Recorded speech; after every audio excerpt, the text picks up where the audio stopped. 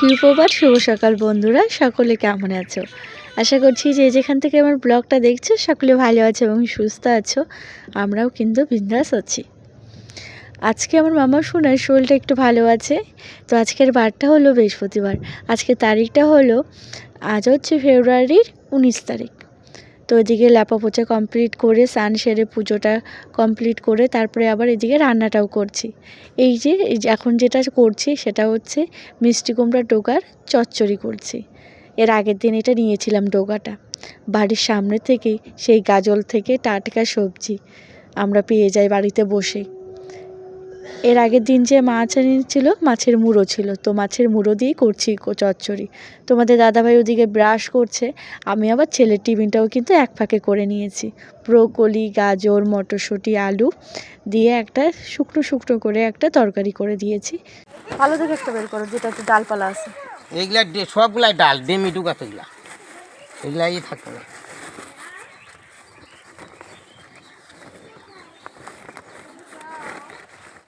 ধন্যবাদ। 5 টাকা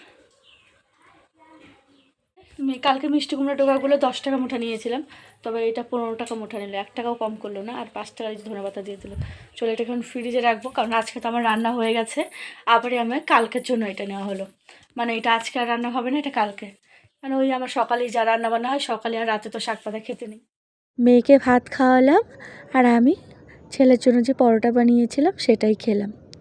খাওয়ার পর সমস্ত বাসনগুলো এখন কলপারে নিয়ে এই যে মাজতে বসে গেছি। তারপরে ওই যে জামা কাপড় কাচাও কিন্তু বাকি আছে এখনও।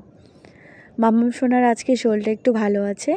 রাত 12টার দিকে এর আগের দিনও জ্বরের ওষুধ খাওয়ানো হলো, তো তারপর তো এখনও পর্যন্ত জ্বর আসেনি, গাটা ঠান্ডাই আছে। হঠাৎ করে জানো তো জ্বর চলে এসেছিলো দুপুর থেকে। তো এখন মেয়েটা একটু ভালো আছে। ও এই পাশে আমার সঙ্গেই আছে, গেটে তালা দিয়ে দিয়েছি, এখন আর বাইরে যেতে হবে না। তো আমিও এক মনে আমার কাজগুলো করে নিচ্ছিলাম। বাসনগুলো সব ঝুড়িতে রেখে ওখানে রেখে আসলাম। তারপরে এই যে জামা কাপড়গুলো যেগুলো সার্ফের জলে ভিজিয়েছিলাম সেগুলোকে কেচে নেব।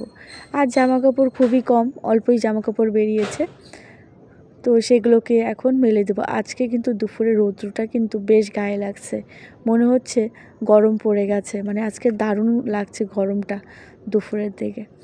আর একটানা রৌদ্রটা তো গায়ে লাগছে। এই যে একটা মেলতে গিয়ে আর একটা ফেলে দিলাম, তো সেটাই আবার এখন কলপাট থেকে ধুয়ে আবার নিতে হবে, বালি বালি হয়ে গেছে। ওইখানে নোংরা কে করলো? কে করলো নোংরা? আজ আর মামাম সোনা ঘুমায়নি দুপুরে, তো মামাম সোনার দৌড় দেখে আমি আবার এদিকে জ্বালানা দিয়ে উকি দিলাম।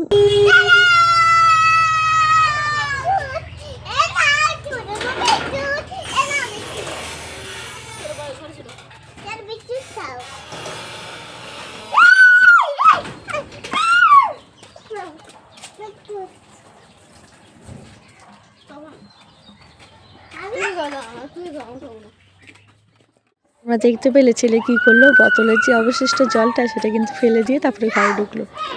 আর এই দেখো ঘড়ি ফার্স্ট আছে, আমাদের বাড়ির বাবা বাঁচতে চললো। এখন আমাদের বাড়ির মন্টু মরে গেছে।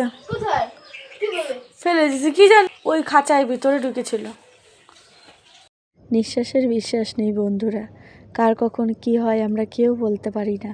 আগাম সকাল থেকে আমার মোরগটা ভালোই ছিল, এখন দেখছি মোরগটা আর নেই। ছেলে ওদিকে ওই দেখো বাইরে চলে গেল, তো আধা ঘন্টার মতো খেলে আসুক, 5:30টার দিকে ডেকে নেব।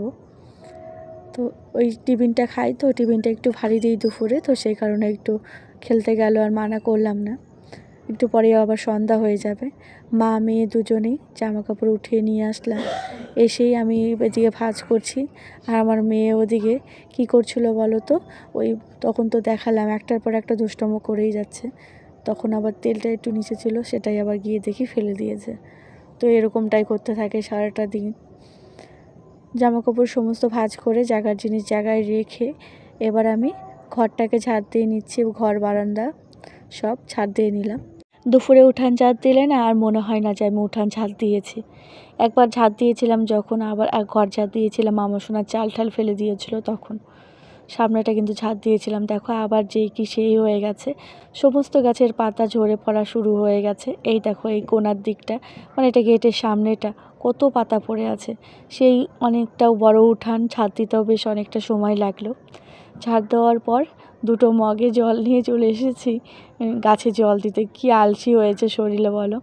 বালতিটা অনেকটাই ভরে গেছে, তো ওই বালতিটা টেনে আর নিয়ে আসলাম না, 2টা মগে জল নিয়ে আসলাম। তো অল্প অল্প করে দিয়ে দিচ্ছি। এগুলো তো সকাল বিকাল জল দেওয়া হয়, অল্প অল্প করে দিলেই কিন্তু হয়ে যায়। ছেলেকে খাইয়ে দিলাম, ছেলে পড়তে চলে গেল।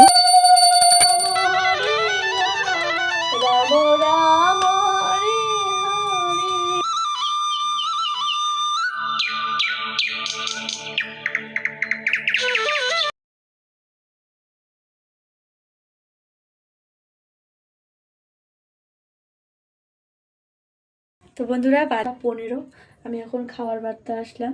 তো তোমাদের দাদাভাই ঘরে আসলো এইমাত্র। তো তোমাদের দাদাভাইকে এখন আমি খাবার দেবো। আর আজকে আমি একটা অনেক বড় হাঁড়িতে ভাত করেছি, মানে যে হাঁড়ির ভাত খেয়ে হোক চচ্চড়ি, সব কিছু মিলিয়ে একটা চচ্চড়ি করেছি। এই সেই হাঁড়ি যেটা বললাম তোমাদের দেখাবো, বড় হাঁড়ি।